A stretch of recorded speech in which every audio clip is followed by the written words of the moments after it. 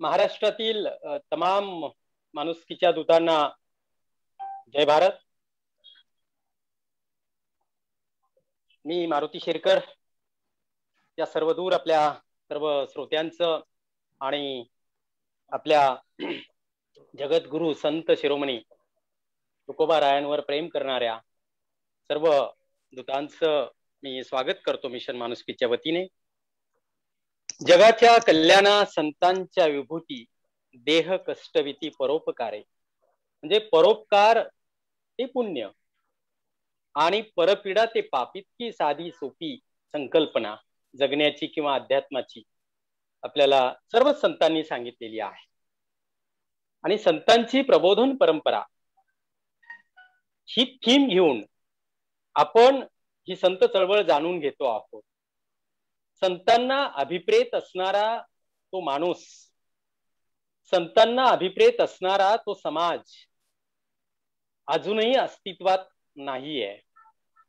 युगानुयुगे हे विचार, माणुसकीचे विचार पेरण्याचं काम चालू आहे. हे माणुसकीचं बियाणं रुजता का रुजत नाहीये हा प्रश्न आहे. मानवतेचं पीक का बहरून येत नाहीये, असे खूप सारे सनातन प्रश्न आजही अनुत्तरित आहेत. हे प्रश्न सोडवायचे असतील तर त्यांना आपल्याला भिडावं लागेल. To face the problem is to solve the problem. हजारो अभंगांतून जगद्गुरु संत शिरोमणी तुकोबा रायांनी आपल्याला जगण्याचं सार सांगून ठेवलेलं आहे. गाथेच्या स्वरूपात सर्वसामान्यांच्या हाती त्यांनी हा 5वा वेद दिलेला आहे. तुकोबांचा बिनतोड असा युक्तिवाद अतिशय सार्वकालिक आहे आणि त्यांचं कन्क्लुजन अतिशय कॉम्प्रिहेन्सिव्ह आणि युनिव्हर्स आहे. असाध्य ते साध्य करिता सायाचं कारण अभ्यास तुका म्हणे. Impossible says I am possible. आजच्या प्रश्नांना तुकोबा भिडतात. तर तुकोबांची ही जी काही त्यांनी दाखवलेली वाट आहे ती आपल्याला चोखाळावी लागेल. गाथा परिवाराचे जनक, ज्यांची रोज सकाळी महाराष्ट्रातील खूप सारे लोक वाट बघत असतात.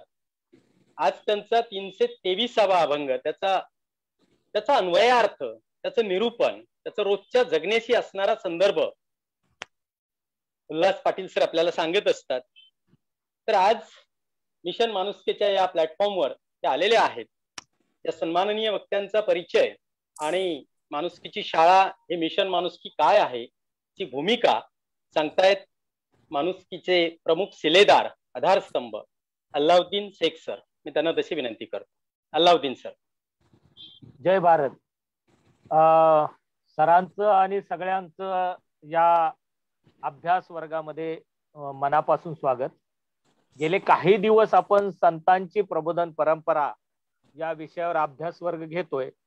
आजचा आपला जो विषय आहे तो तुका आकाशा एवढा.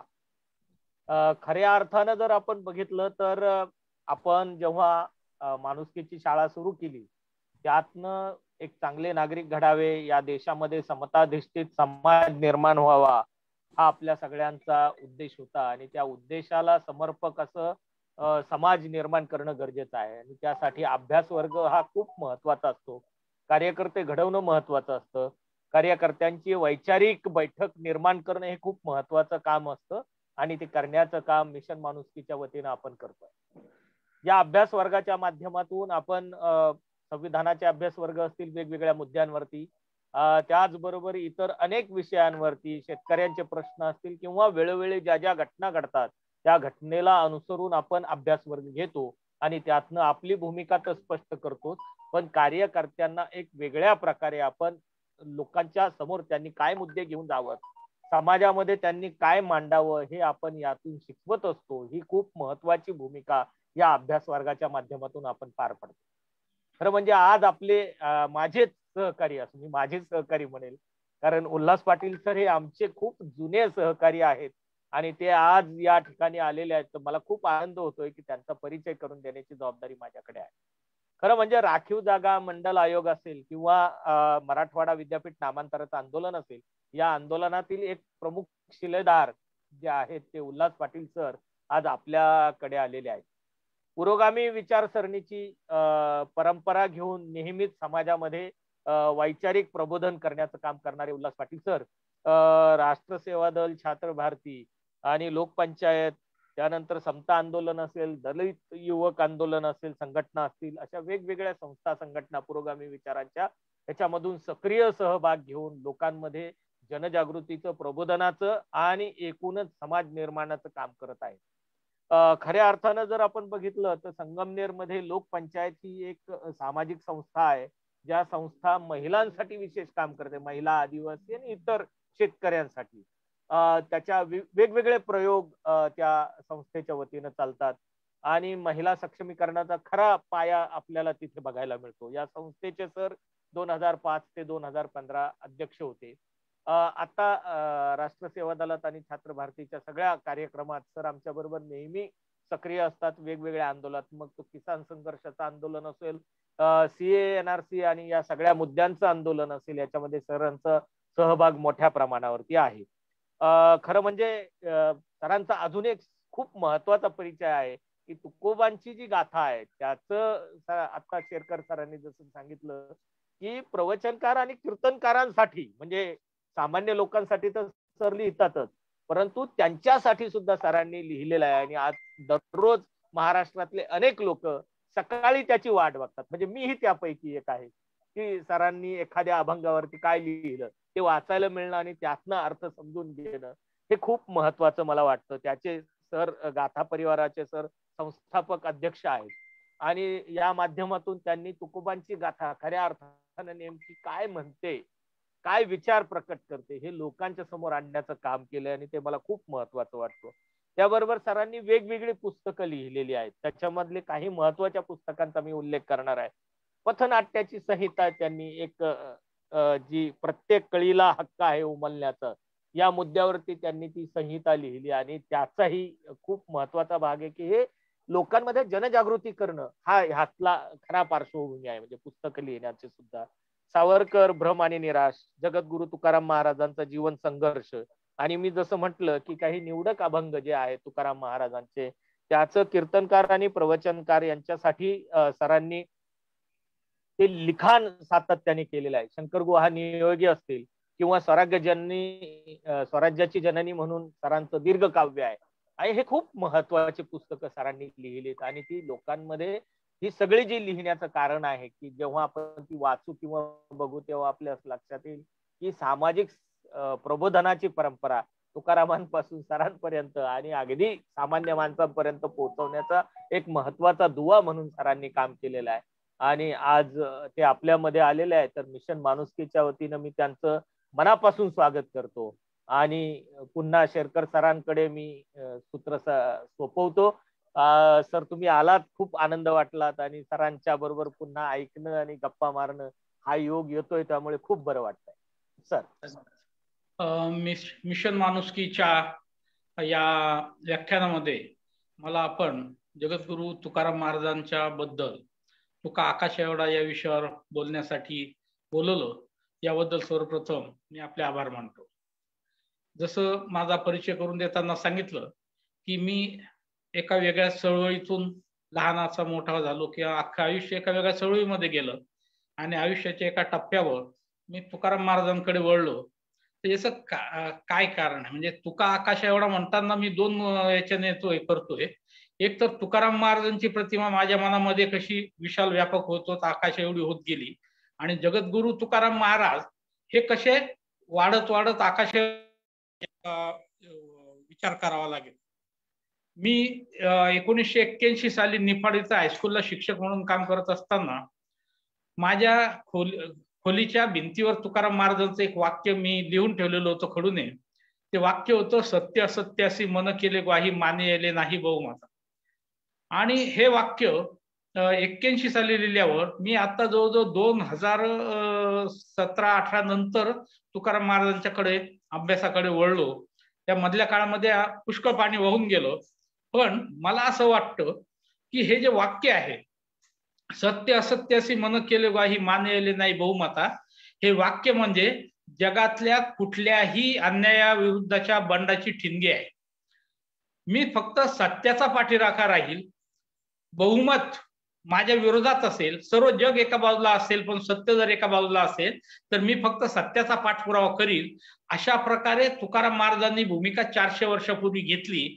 आणि ही भूमिका जगाच्या पाठीवर जोर कुठं अन्याय होत असतील, अत्याचार होत असतील, त्याच्या विरुद्ध लढणाऱ्यांना कायम प्रेरणा देणारी अशी भूमिका आहे.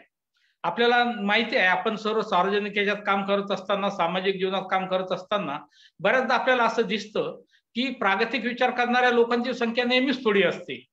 पुढचा विचार करणारा, विवेकाने विचार करणाऱ्यांची संख्या नेहमीच थोडी असते. उलट अविवेकी लोकांची, विचार न करता जगणाऱ्यांची, मेंढरासारखं झुंडीच्या मागे जाणाऱ्यांची संख्या ही नेहमी मोठी असते. पण संख्या कमी आहे म्हणून आपण आपला विचार सोडायचा नाही.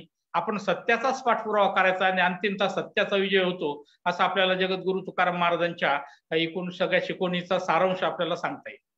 आणि हा विचार करत असताना मग मी जसं एक विचार असा करत गेलो की देशामध्ये जे सगळं वातावरण बदलत गेलंय, मला असं वाटतं की ज्या अतिशय थोड्या लोकांना याची जाणीव झाली की आमचा जो पुरोगामी विचार आहे, जो प्रागतिक विचार आहे, हा विचार चांगला आहे, पण या विचारामागचं पाठबळ मात्र घटत घटत चाललंय. हा पुरोगामी विचार आवाज जो आहे तो क्षीण होत चाललाय, अशी जाणीव ज्या लोकांना झाली आणि ज्यांनी काही वेगळे मार्ग धुंडाळायचा प्रयत्न केला, त्याच्यामध्ये संभाजी भगत हे मला एक प्रामुख्याने नाव लक्षात येतं की एका अतिशय कडवा असा जहाल विचाराचा माणूस, आणि तो छत्रपती शिवाजी महाराजांकडे वळतोय. मी ज्या चळवळीमध्ये लहानाचा मोठा झालो, या चळवळीमध्ये असताना साने गुरुजी वाचले, एस.एम. वाचले, जयप्रकाश नारायण वाचले, अनेक वाचले, पण शिवाजी महाराजांकडे कधी लक्ष गेलं नव्हतं किंवा त्याबद्दल फारशी काही आस्था वाटत नव्हती, कारण तसं चळवळीमध्ये वातावरण नव्हतं. पण एका वयानंतर जेव्हा छत्रपती शिवाजी महाराजांचा विचार करायला लागलो, अभ्यास करायला लागलो, वाचायला लागलो, मग लक्षात आलं की आपण फार मोठी चूक केलेली आहे. आपण समाजापासून तुटून पडलो. आपण समाजापेक्षा म्हणजे आपले हे कमी कमी होत चाललाय प्रभाव. याला सगळ्यात महत्वाचं जे कारण आहे ते म्हणजे आपली समाजाशी नाळच जुळत नाही. आणि ही नाळ का जुळत नाही तर याला कारण असं आहे की आमचा समाज हा परंपराप्रिय आहे. आमचा जर समाज परंपराप्रिय असेल तर आम्ही जी मूल्य मानतो आहोत, या मूल्यांना आमच्या परंपरेमध्ये काही आधार आहे का नाही हे आपण शोधायला पाहिजे होतं. ते आपण शोधलं नाही. जे जसं छत्रपती शिवाजी महाराजांच्या बाबतीत झालं की आम्ही फ्रेंच राज्यक्रांती अभ्यासली, आम्ही चीनी माओची क्रांती अभ्यासली, रशियन क्रांती अभ्यासली, पण या मराठी मातीमध्ये घडलेली अभूतपूर्व अशी जी क्रांती आहे की तिचा आम्ही कधी अभ्यासच केला नाही, तिचा आम्ही कधी विचारच केला नाही. आणि मग हे माणसं जातीवाद्यांनी हाताशी धरलेत आणि त्यानंतर आपल्याला असं दिसतं की आपण समाजापासून अलग पडलो. मग मला जर कधी समाजाशी नाळ जुळवायची असेल तर काय करायचं, तर आम्हाला जे मूल्य मांडायचे, स्वातंत्र्य, समता, बंधुता, या मूल्यांना आमच्या परंपरेमध्ये काय आधार आहे हा शोधायचा प्रयत्न आम्ही केला. आणि हा प्रयत्न करत असताना असं लक्षात आलं की आपली जी वारकरी परंपरा आहे ही अतिशय सक्षम आणि अतिशय बलवान परंपरा आहे. आपण जो जो काही विचार मांडतो, जो स्वातंत्र्य, समता, बंधुता असेल, सर्व धर्म समभावाचा असेल किंवा धर्मनिरपेक्षतेचा विचार असेल, हा विचार आमच्या संतांच्या शिकवणीमध्ये आम्हाला दिसून आलेला आहे. आणि मग हा आपण का आत्मसात करायचा नाही, आपण याच्यापासून दूर का राहायचं, आणि हे सगळं जे क्षेत्र आहे हे सगळं प्रतिगाम्यांना मोकळं का सोडायचं, मोकळं कुरण का सोडायचं, असा विचार माझ्या मनामध्ये आला. आणि मग मी तुकाराम महाराजांच्या अधिकाधिक अभ्यास करायला लागलो. आणि मग असं लक्षात आलं की तुकाराम महाराजांचा विचार करताना माझ्या मनामध्ये दोन प्रश्न आले. हे प्रश्न आपल्या प्रत्येकाच्या मनामध्ये यायला पाहिजेत, तर आपल्याला तुकाराम महाराज समजून घ्यायला मदत होईल. पहिला प्रश्न असा होता की जगद्गुरु तुकाराम महाराजांबद्दल असं आपल्याला सांगितलं गेलं आजपर्यंत की त्यांच्या दुष्काळामध्ये त्यांची पत्नी मेली, मुलगा मेला, त्यांचा व्यापार बुडाला, त्यांची सावकारी बुडाली, आणि मग तुकाराम महाराज हे सगळे देवदेव करायला लागलेत असं आपल्याला सांगितलं गेलं. आणि मग माझ्या मनामध्ये पहिला प्रश्न असा निर्माण झाला की जगद्गुरु तुकाराम महाराज संसारामध्ये अपयशी ठरल्यामुळे देवदेव जर करायला लागले असतील तर तुकाराम महाराजांचा आयुष्यभर जो छळ झाला तो कशासाठी झाला.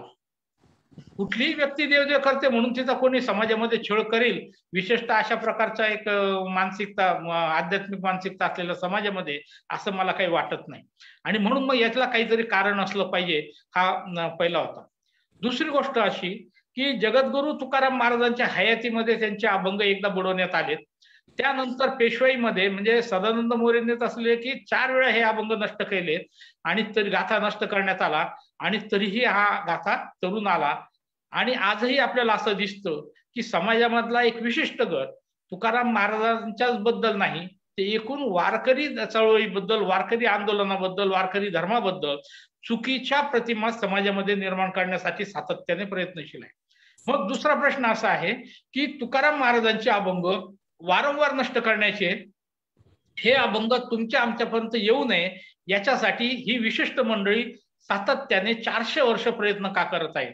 आणि या प्रश्नाचा विचार करताना असं लक्षात आलं की या अभंगांमध्ये अशी काही ताकद आहे, या अभंगांमध्ये अशी काही ठिणगे आहे की हे अभंग जर तुमच्या आमच्यापर्यंत समजले तर आपल्या जीवनामध्ये क्रांती झाल्याशिवाय राहणार नाही आणि समाज बदलल्याशिवाय राहणार नाही. आणि म्हणून ज्यांच्या हितसंबंध जुन्या व्यवस्थेमध्ये आहेत त्या लोकांनी सातत्याने हे अभंग नष्ट करायचा प्रयत्न केला. आणि मग पुढं आपल्याला असं सांगण्यात आलं की हा जो वारकरी संप्रदाय हा सगळा भक्ती संप्रदाय आहे. हे सगळ्यात मोठं एक खोटं किंवा असत्य आपल्यावर रुजवण्यात आलं. हा जर समजा भक्ती संप्रदाय होता तर मग तुकाराम महाराजांनी त्यांच्या अभंगातून जे वेगवेगळ्या विषयावर, म्हणजे तळाशीकर गुरुजींनी जी गाथा आता त्यांची प्रकाशित झाली कोल्हापूर विद्यापीठाने, त्यांनी त्याचं वर्गीकरण केलंय की शेकडो विषयांवर तुकाराम महाराज लिहित आहेत की जे विषय आपल्या जीवनाशी निगडीत आहे. जो भक्तिमार्गी संत आहे त्याला हे सगळं करायची काय गरज आहे बाकीच्या विषयावर बोलायची? त्याने देवाबद्दल बोलावं, भक्तीबद्दल बोलावं, याच्याबद्दल बोलावं. पण तुकाराम महाराज तर सांगतात की आम्हा हे कौतुक जगा द्यावी नीत करावे फजित चुकती ते. आम्हाला जगाला नीत शिकवायचे असं तुकाराम महाराज सांगतायत. तुकाराम महाराज ढोंगी साधू यांच्यावर टीका करतायत. तुकाराम महाराज ब्रह्मज्ञान म्हणजे काय असतं ते आपल्याला सांगतायत. हे सगळं सांगायची गरज काय पडते त्यांना? आणि मग आपल्याला असं लक्षात येतं की हा नुसता भक्ती संप्रदाय नाही तर हा मुक्ती संप्रदाय आहे. आणि या देशामध्ये हजारो वर्षापासून रुजलेली जी चातुर्वर्ण व्यवस्था होती, ज्या व्यवस्थेमुळे मुठभर लोकांना सर्वाधिकार प्राप्त झाले होते आणि सर्व स्त्रिया आणि इतर माणसांना कोणतेही अधिकार नव्हते, पशुपेक्षा हीनाची त्यांची अवस्था झाली होती. या व्यवस्थेच्या विरोधात संघर्ष हा आमच्या वारकरी धर्माने छेडला होता. त्यांनी एक नवा मार्ग आपल्याला दिला होता. याच्यातून मुक्त करण्याची निसर्गीच धडपड आहे. म्हणजे हा मुक्ती मार्ग आहे. हा केवळ भक्ती मार्ग नाही तर भक्तीच्या माध्यमातून या समाजाची या सगळ्या जुलमातून या वर्ण व्यवस्थेतून मुक्ती करण्याचा हा सगळा प्रयत्न आहे असं मला त्याच्यातून दिसतं. तुकाराम महाराजांचा व्यक्तिगत जर आपण जीवन प्रवास पाहिला तर आपल्याला असं दिसतं की तुकाराम महाराज हे एका धनाढ्य संपन्न कुटुंबामध्ये जन्माला आले. त्यांच्या घरामध्ये पिढीजात सावकारी आहे. त्यांच्या घरामध्ये पिढीजात सावकारी आहे आणि ते घर किती समृद्ध असेल तर पुण्याच्या गुळवे सावकाराने आपली मुलगी तुकाराम महाराजांना दिलेली आहे. आता देहू सारख्या छोट्या गावात राहणारे तुकाराम महाराज आणि पुण्यातल्या मोठ्या एका कसब्यातला सावकार त्यांना आपली मुलगी जेव्हा देतो, त्यांच्याशी संबंध जोडतो, तेव्हा हे घराणं सुद्धा तेवढं तालीवर असलं पाहिजे. तुकाराम महाराजांचं घर हे सावकार घराणं होतं. आता सावकार म्हणजे काय असतो तर गावातले एक मातब्बर असामी असते, तिचा धाक असतो, तिची दहशत असते की या सावकाराकडे प्रत्येकाला कधी ना कधी जावं लागतं, त्यामुळे त्याच्याशी वैर घेऊन चालत नाही. आणि अशा प्रकारचा ही सावकारी तुकाराम महाराजांची होती. किराणा मालाचं दुकान होतं, व्यापार होता. तुकाराम महाराज व्यापाराच्या निमित्ताने कोकणापासून दूर दूरपर्यंत जात होते. आणि त्याच्याहून महत्वाची गोष्ट म्हणजे तुकाराम महाराजांवर वयाच्या 12व्या वर्षी संसाराची जबाबदारी आली होती. वयाच्या 12व्या वर्षी त्यांच्यावर ही सगळी जबाबदारी आली. शेती, किराणा, व्यापार, सावकारी ही सगळी. आणि असं सांगितलं जातं की तुकाराम महाराजांनी ही जबाबदारी अतिशय कौशल्याने पेलली. जे तुकाराम महाराज अतिशय बुद्धिमान होते हे तर आपल्याला दिसतं, पण त्यांनी व्यवहार सुद्धा त्यांना खूप चांगला माहीत होता. त्यांच्याच एका अभंगातून त्यांनी असं म्हटलेलं आहे, तुका म्हणे लाभ होई तो व्यापार करा फार काही शिकवावे. लाभ होईल असा व्यापार करा, आतबट्ट्याचा धंदा करू नका, लाखाचे 12,000 करू नका, असं जो माणूस आपल्याला शिकवतो तर त्या माणसाला व्यवहार कळत नाही असं या लोकांनी आपल्याला सांगितलं. आणि हे आपण त्यांच्यावर विश्वास ठेवून चाललो आणि याच्यामध्ये आपली फार मोठी फसगत झालेली. हे सगळं चालत असताना त्याच्या परिस्थितीचा जर कधी आपण थोडासा आढावा घेतला तर आपल्याला असं दिसतं 1608 साली तुकाराम महाराजांचा जन्म आहे. आणि त्या काळी इथं एकूण जे वातावरण आहे ते असं आहे की नर्मदा तापीच्या पलीकडं आपल्याला असं दिसतं की इकडं मोगलांची सत्ता आहे, महाराष्ट्रामध्ये निजामशाही आहे, महाराष्ट्राच्या खाली कर्नाटक आणि तिकडं आदिलशाही आहे, त्याच्या खाली कुतुबशाही आहे, आणि अशा प्रकारच्या सर्व शाह्यांनी हा संपूर्ण भूप्रदेश जो आहे तो व्यापलेला आहे. या ज्या शाह्या आहेत यांचं सतत एकमेकांवर अतिक्रमण चालू आहेत. प्रत्येकाला आपलं राज्य वाढवायचंय आणि दुसऱ्याला संपवायचंय. कधी मोगल आदिलशाही मुलकावर हल्ला करतात, निजामशाही मुलकावर हल्ला करतात, कधी निजाम आदिलशाहीवर हल्ला करतो, आदिलशाह निजामावर हल्ला करतो. हे सगळे एकमेकांवर सतत हल्ले करतायत आणि अशा प्रकारचे हल्ले करत असताना गावं लुटली जात आहेत, माणसं लुटली जात आहेत, स्त्रियांवर अत्याचार होत आहेत. अशा प्रकारचं एक वातावरण तिथं आपल्याला दिसतं. म्हणजे अगदी जर त्याचं सिम्प्लिफिकेशन करायचं असेल, साध्या सूत्रीकरण करायचं असेल, तर मी असं म्हणतो की तुकाराम महाराजांच्या काळामध्ये समाज 3 प्रकारच्या गुलामगिरीमध्ये अडकलेला होता. हे 3 गुलामगिरी म्हणजे, एक होती सुलतानी गुलामगिरी जी मी आपल्याला आता सांगितली. दुसरी गुलामगिरी होती ती आसमानी गुलामगिरी होती, की आजच्या सारखे धरणं वगैरे काही त्या काळात नव्हते आणि आपण जरी काही म्हणत असलो तरी त्या काळामध्ये सुद्धा दुष्काळ पडत होते. फार मोठमोठे दुष्काळ पडले, लाखो लोक या दुष्काळामध्ये गेल्याचा इतिहास आपल्याला सांगतो. तर दुष्काळ पडत होता आणि शेती पूर्णतः नैसर्गिक पावसावर अवलंबून होती आणि पाऊस पडला नाही तर लोकांची दानादान उडत होती. म्हणजे ही निसर्गाची गुलामगिरी होती. आणि तिसरी जी गुलामगिरी होती ही धार्मिक गुलामगिरी, जिला आपण ब्राह्मणी गुलामगिरी असं पण म्हणू शकतो. कारण तो जो धर्म होता हा वैदिक धर्म असो नाही तर सनातन म्हणो, हा ब्राह्मणी धर्म होता. ब्राह्मणांचे हितसंबंध फक्त जपणारा असा हा धर्म होता. तर या ब्राह्मणी गुलामगिरीमध्ये हे अडकले. या त्रिपेडी गुलामगिरीतून या समाजाला मला मुक्त करायचंय असा ध्यास तुकारामांना लागला. कारण तुकाराम महाराज समाजामध्ये वावरत होते, ते फिरत होते व्यापाराच्या निमित्ताने, सावकारीच्या निमित्ताने त्यांचा लोकांशी संबंध येत होता, व्यापाराच्या निमित्ताने लांब लांब फिरत होते, तिथं ते परिस्थिती पाहत होते आणि त्यांच्या मनामध्ये हा विचार जागा होत होता की मला या लोकांना याच्यातून मुक्त करायचंय, या गुलामगिरीतून मुक्त करायचंय आणि यासाठी मी काय करू शकतो. आणि मग आपल्याला असं दिसतं की दुष्काळ पडलेला असताना साधारणतः तो असं सांगितलं जातं की 1629 ते 31-32 या दरम्यान दुष्काळ पडला होता. आणि त्यावेळेस तुकाराम महाराज लोकांचे सगळे हाल पाहून अतिशय अस्वस्थ झालेत आणि अस्वस्थ होऊन ते घराच्या बाहेर गेलेत. ते 14 दिवस घरी आले नाहीत. आणि तेव्हा त्यांचा भाऊ कान्होबा जेव्हा त्यांना शोधत गेला तेव्हा त्यांना तुकाराम महाराज भामनाथच्या डोंगरावर चिंतनमग्न अवस्थेत दिसले. तिथून तो त्यांना घेऊन परत आला. भामनाथचा डोंगर ही तुकाराम महाराजांची चिंतन भूमी किंवा साक्षात्कार भूमी असं म्हटलं जातं. आता काय साक्षात्कार झाला तुकाराम महाराजांना, तर ज्यावेळेस भामनाथच्या डोंगरावरून तुकाराम महाराजांना भाऊ घराकडे घेऊन चालला होता आणि वाटेमध्ये इंद्रायणी नदी लागली, या इंद्रायणीच्या काठावर तुकाराम महाराज थांबले आणि त्याने भावाला असं सांगितलं की आपल्या घरी जेवढी गहाण खतं आहे तेवढी सगळी घेऊन ये. भावाने गहाण खतं घेऊन आला आणि त्यांनी सांगितलं की मी सगळी गहाण खतं इथं नदीमध्ये सोडून देणार आहे. तेव्हा भाऊ म्हणाला की तुम्ही गोसावी, आम्ही सामान्य लोक, आम्ही काय करायचं. त्यांनी त्याचे 2 समान भाग केले. भावाला सांगितलं तुझ्या वाटेचं जे असेल त्याचं तुला जे करायचं ते कर. स्वतःच्या वाटेचे जे गहाण खतं होते ते त्यांनी पाण्यात सोडून दिले आणि 400 वर्षापूर्वी लोकांना सावकारी कर्जातून संपूर्णतः कर्जमुक्ती देणारा पहिला महापुरुष म्हणजे जगद्गुरु तुकाराम महाराज ठरले. आणि मला असं वाटतं की हा त्यांच्या कार्याचा आरंभ बिंदू आहे. म्हणजे आधी एक सामान्य संसारी माणूस की जो अतिशय कुशलतेने संसार करतोय, व्यापार करतोय, चतुर आहे, त्याला सगळं व्यवहार ज्ञान आहे आणि तो माणूस एक टप्पा असा येतो त्यांच्या आयुष्यातला की ते आपल्या हाताने आपल्या हितसंबंधांना तिलांजली देत आहेत, गहाण खतं पाण्यामध्ये सोडून देत आहेत आणि त्याच्यातून मिळणारं जे उत्पन्न आहे ते उत्पन्नावर सुद्धा ते सोडून देत आहेत. इथून त्यांच्या कामाची सुरुवात झाली आहे. मग आसमानी गुलामगिरीतून लोकांना दिलासा देण्यासाठी तुकाराम महाराज काय करू शकत होते, तर ते आपल्याकडे ज्यांचे कर्जामुळे जे लोक दबलेत त्यांना त्याच्यातून मुक्तता देत होते, ते देऊ शकत होते, ती त्यांनी दिली, त्या लोकांना कर्जातून मुक्त केलं. दुसरी गुलामगिरी जी आहे ती सुलतानी गुलामगिरी होती. इथं जे राज्य होते, राज्यकर्ते होते, या राज्यकर्त्यांना सामान्य रयतेशी, इथल्या सामान्य माणसाच्या सुखदुःखाशी, इथल्या सामान्य माणसाच्या प्रतिष्ठेशी, इज्जतीशी काही देणं घेणं नव्हतं. त्यांच्या दृष्टीने आम्ही फक्त राज्य करायला आलो होतो आणि बाकीचे सगळे गुलाम आहेत अशी मानसिकता होती.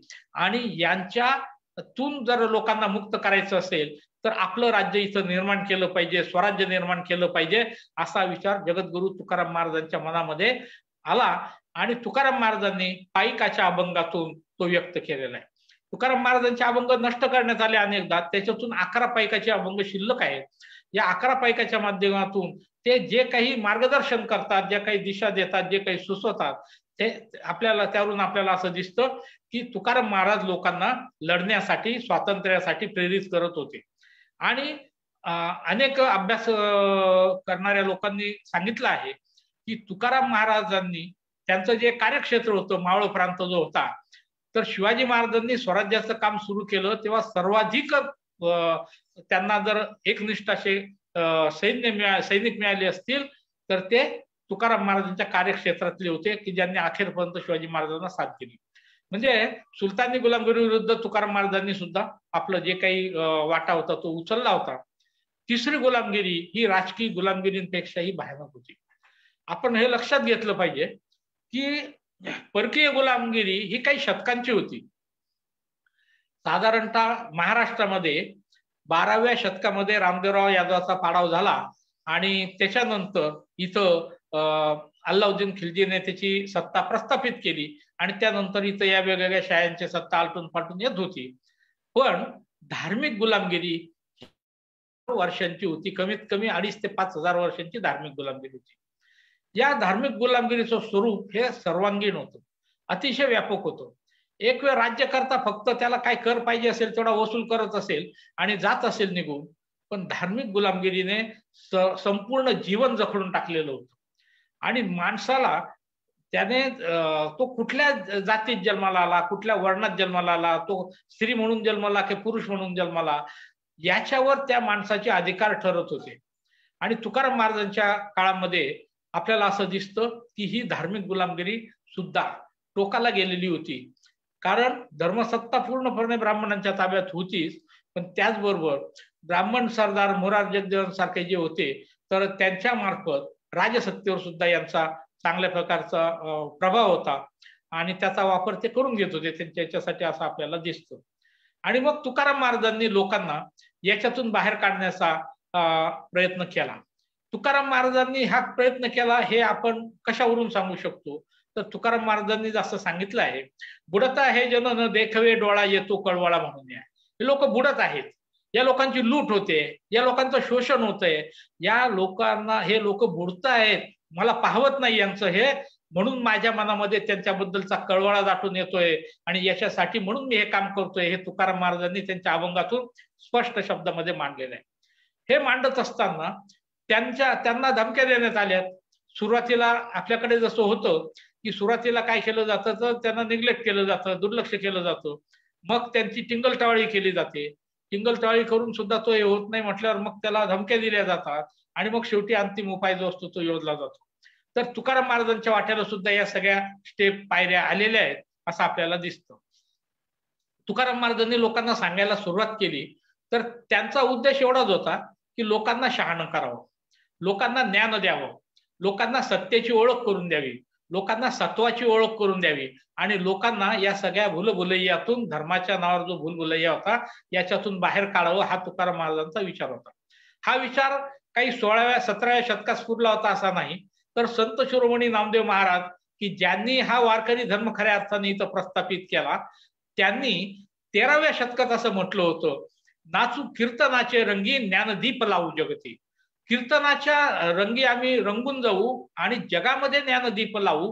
हे वरवर आपल्याला ऐकलं तरी त्याच्यातलं क्रांतिकारकत्व लक्षात येत नाही, पण आपण जर सखोल विचार केला तर आपल्याला लक्षात येतं की ज्या काळामध्ये नामदेव महाराज असं म्हणताय की आम्ही कीर्तनाच्या रंगी रंगू आणि ज्ञानदीप लावू जगामध्ये, याचा अर्थ आम्ही जगामध्ये ज्ञानाचा प्रकाश पसरवू, प्रत्येकापर्यंत ज्ञान पोहोचवू असा त्याचा अर्थ. आणि 13व्या शतकात जेव्हा इथं मनुस्मृतीचं राज्य होतं आणि मनुस्मृतीच्या नुसार फक्त ब्राह्मणांना ज्ञानाचा अधिकार होता, शूद्र आणि स्त्रिया या सगळ्यांना ज्ञानाचा अधिकार नव्हता, त्यांनी ते ज्ञान मिळवण्याचा प्रयत्न केला तर अतिशय अघोरी अशा शिक्षा त्यांना ठोठावल्या जात होत्या. आणि आपल्याला रामायण महाभारत त्या पुराणातल्या अनेक कथावरून आपल्याला असं दिसतं की रामायणामध्ये जो शंभूक आहे तो तप करतो, तप करणं म्हणजे ज्ञान मिळवणं, तर तो तप करतोय आणि तो शूद्र आहे आणि म्हणून रामाने शंभुकाचा वध केलेला आहे असं आपल्याला तिथं सांगण्यात येत आहे. दुसरी गोष्ट आपल्याला कर्णाची सांगण्यात येते की हा कर्ण जो होता याला ब्रह्मास्त्र विद्या पाहिजे होती, त्याला अर्जुनाशी लढायचं होतं आणि ती ब्रह्मास्त्र विद्या देणारा फक्त परशुराम होता. हा परशुरामाकडे गेला आणि जेव्हा परशुरामाने कडून ती विद्या शिकला, खोटं बोललं की मी क्षत्रिय असं सांगितलं, ब्राह्मण आहे असं सांगितलं, आणि नंतर जेव्हा खरं स्वरूप लक्षात आलं त्यावेळेस परशुरामाने त्याला सांगितलं की तुला या विद्येचा काय उपयोग होणार नाही. आणि मग आपल्याला महाभारत असं सांगतं की ऐन युद्धाच्या वेळेस कर्णाला ते ब्रह्मास्त्र विद्या आठवली नाही आणि कर्ण तिथं मारला गेलाय. तिसरं उदाहरण आपल्याला असं दिसतंय की एकलव्याचं उदाहरण आहे की तो किरात आहे, आदिवासी आहे, त्याला शिक्षणाचा अधिकार नाही, त्याला द्रोणाचार्य शिक्षण द्यायला नकार देतोय, तो स्वतःच्या प्रयत्नाने धनुर्विद्या हस्तगत करतो, मिळवतो, तेव्हा त्याचा अंगठा कापून घेतला जातो. तुम्ही शूद्रांनी जर ज्ञान मिळवायचा प्रयत्न केला तर तुमची अवस्था कशी होईल, तर शंभुकासारखी होईल, कर्णासारखी होईल, एकलव्यासारखी होईल. अशा प्रकारे या पौराणिकांनी कथांमधून गावोगाव लोकांच्या मनामध्ये ठसवलं होतं आणि लोकांना याच्यातून आपल्याला बाहेर काढायचं होतं, त्यांना ज्ञान द्यायचंय. तेव्हा नामदेव महाराज म्हणतात, नाचू कीर्तनाचे रंगी ज्ञानदीप लावू जगती, तेव्हा मनुस्मृतीचा जो नियम आहे की फक्त ब्राह्मणांना ज्ञानाचा अधिकार आहे, इतरांना नाही, याच्या विरोधामध्ये ते संघर्षाचा बिगुल फुंकत असतात, हे आपल्याला लक्षात घेतलं पाहिजे. आणि हाच वारसा पुढे आपल्याला तुकाराम महाराजांपर्यंत चालत आलेला दिसतो. आपल्याला असं दिसतं की तुकाराम महाराजांनी सुरुवातीला अतिशय नम्र भूमिका घेतलेली. तुकाराम महाराजांनी असं सांगितलं की मला नामदेवांनी स्वप्नात येऊन रचना करायचं, अभंग रचायला सांगितलंय आणि स्वतः पांडुरंग त्यांच्या सोबत आला होता. पांडुरंगाने मला ते मोजमाप करून सांगितलं की इतके अभंग अपूर्ण आहेत, नामदेवांचे थोडी तू पूर्ण कर. म्हणजे नामदेवांपासून मला ही प्रेरणा आहे असं तुकाराम महाराज अतिशय स्पष्ट शब्दामध्ये मांडतायत. ही नामदेवांपासून घेतलेली प्रेरणा घेऊन तुकाराम महाराज जेव्हा समाजामध्ये आपलं सगळं मांडायला सुरुवात करतात त्यावेळेस त्यांना असा प्रश्न विचारला जातो की तू कुणबी आहे, तू शूद्र आहे, तुला काय कळतं, तू वेद वाचलेय का, तू पुराण वाचलंय का, तू अमुक वाचलंय का, तमुक वाचलंय का. आता याच्यामध्ये एक मोठी खोच होती की वेद वाचायचा अधिकारच जर शूद्रांना नाही आणि जर शूद्रांनी वेदवाणी ऐकली तर काना थुकत शिष्याचा रस होता, वेदवाणी उच्चारली तर जीभ कापा, अशा प्रकारच्या शिक्षा मनुस्मृतीने दिल्या होत्या. आणि असं असताना मी वेद वाचले असं म्हणणं सुद्धा अडचणीचं होतं आणि मी वेद वाचले नाही असं म्हणणं सुद्धा अडचणीचं होतं.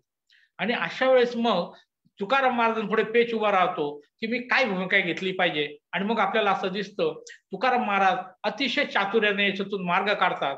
ते म्हणतात, आपुलिया बळे नाही मी बोलतो, सखा भगवंत वाचा त्याची, साळुंकी मंजुळ बोलत असे वाणी, शिकविता धनी वेगळाची, काय म्या पामरे सांगावी उत्तरे, पण त्या विश्वंभरे बोलविले, आणि तुका म्हणे त्याची कोण जाणे कळा, चालवी पांगळा पायावी. आता हे सगळं सांगताना आपण जे काही बोलतो आहोत याच्या मागे काहीतरी दैवी शक्ती आहे अशा प्रकारचं एक चित्र तुकाराम महाराज इथं उभं करतात. स्वतःकडे कमीपणा घेतात की मी अज्ञानी. दुसऱ्या एका अभंगातून त्याने असं म्हटलंय किंवा मी पामर आहे, मला याच्यातलं काही कळत नाही, मला तुम्ही प्रश्न विचारता मला त्याचे अर्थ कळत नाही, पण तो जे माझ्याकडून बोलून घेतो ते मी बोलतोय. आता हे करण्यामागे काय नेमकी भूमिका आहे, तर परंपरा असं सांगत होती की हे लोक जे धर्माचे ठेकेदार होते हे असं सांगत आले होते की या संपूर्ण विश्वावर परमेश्वराची सत्ता आहे आणि त्याच्या इच्छेशिवाय झाडाचं पान सुद्धा इथं हलत नाही. जेव्हा झाडाचं पान सुद्धा त्याच्या इच्छेशिवाय हलत नसेल तर माझ्या तोंडून बाहेर पडणारे हे जे शब्द आहेत ते त्याच्याच इच्छेने बाहेर पडतायत. आणि म्हणून मी जे बोलतोय त्याच्या मागे एक ते तो परमेश्वर आहे, तो बोलून घेतोय माझ्याकडून, त्याची इच्छा आहे आणि मग तुम्ही त्याला विरोध करू शकत नाही. अशा प्रकारे तुकाराम महाराज त्यांच्या पुढे पेच उभा करतात.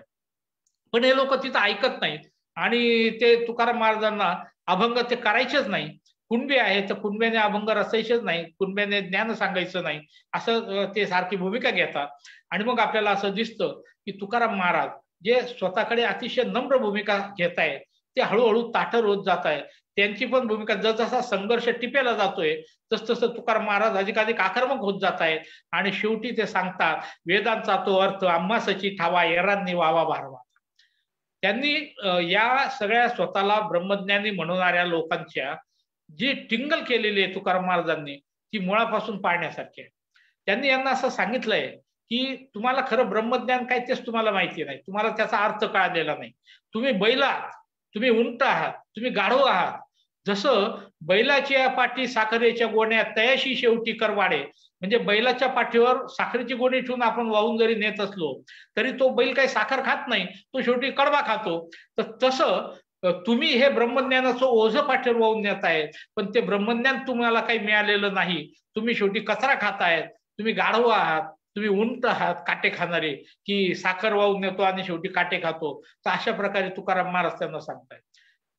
तू नुसतं त्याचा अर्थ जर समजून घेत नसशील, पंडितांना उद्देशून त्यांनी प्रश्न विचारलाय की तुला जर याचा अर्थ कळत नसेल तर तू व्यर्थ घोकंपट्टी कशासाठी करतोय. ही घोकंपट्टी आहे. आणि आज आपण ज्यांना बुद्धिजीवी वर्ग म्हणतो, तुकाराम महाराजचा शब्दप्रभू होते, त्यांनी फार भारी शब्द, अतिशय सुंदर शब्द हे या लोकांसाठी वापरला जे स्वतःला बुद्धिजीवी म्हणतात. तर ज्यांना ते शब्दज्ञानी असा शब्द वापरतात.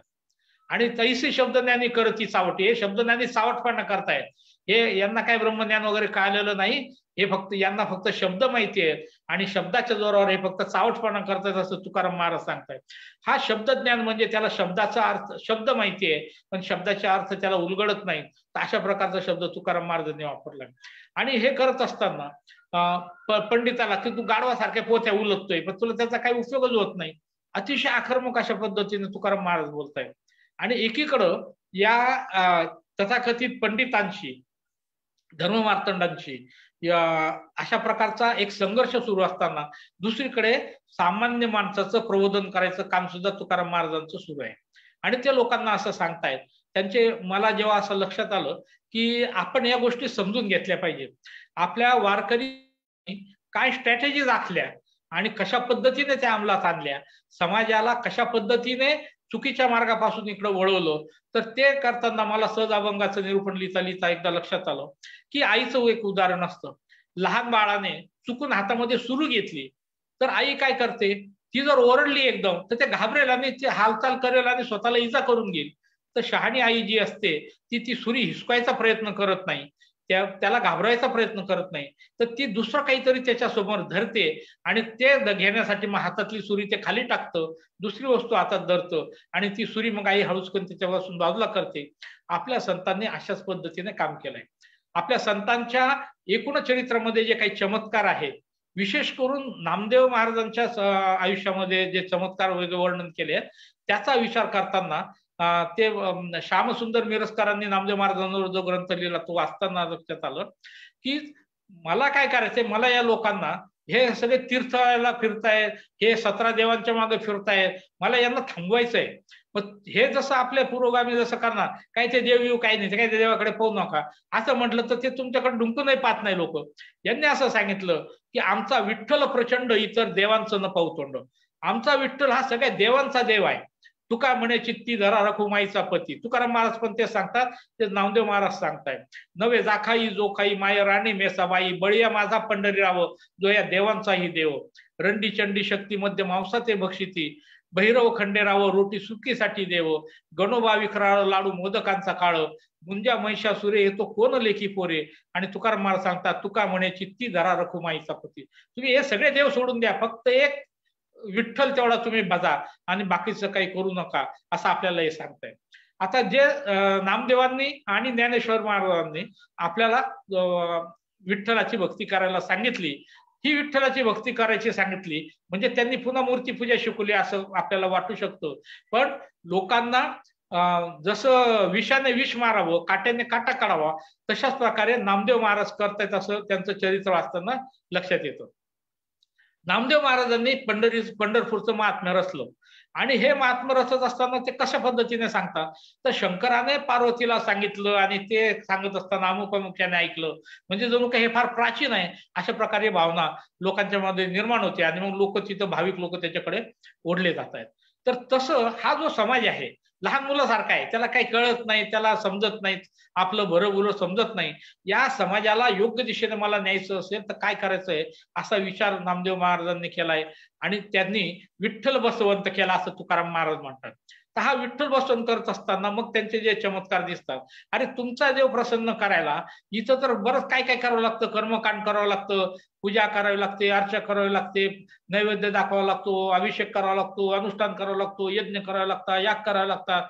आमच्या पांडुरंगाला हे काही करायची गरज नाही. तर आमचा पांडुरंग स्वतःहून भक्ताकडे दावत येतो.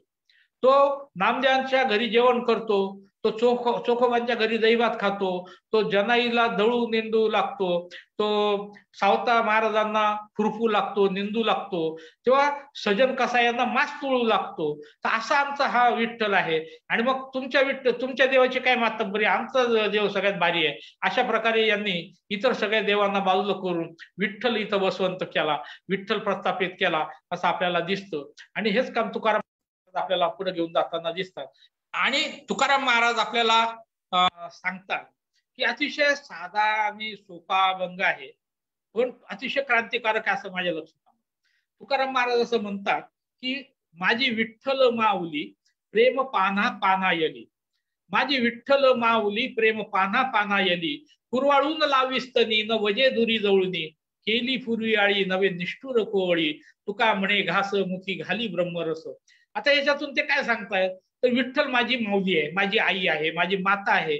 आणि ही माता मला प्रेमाचा पानाच तिला फुटतो, ती मला जवळ घेते, स्तन्याला लावते, मला स्तन्य पाजते.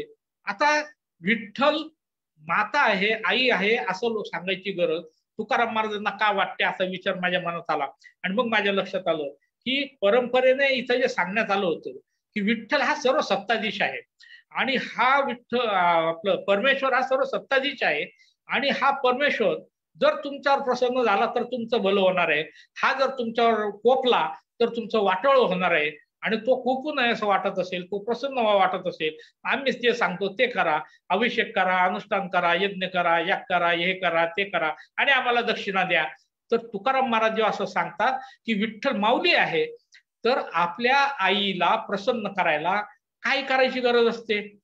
लेकुराचे हित वाहे माऊलीचे चित्त, ऐसी कळवळ्याची जाती करी लाभे विनप्रीती. तुकाराम महाराजांनी आईचं वर्णन केलेलं आहे की आई ही एक अशी असते की ती लेकराच्या हित पाहत असते सतत, आणि ती लेकरावर प्रेम करत असताना त्याच्याकडून काही अपेक्षा करत नाही. ऐसी कळवळ्याची जाती करी लाभे विनप्रीती, कुठल्याही परत लाभाची अपेक्षा न करता प्रीत करणारी, प्रेम करणारी आई असते. आणि तसा माझा विठ्ठल आहे, तसा माझा देव आहे.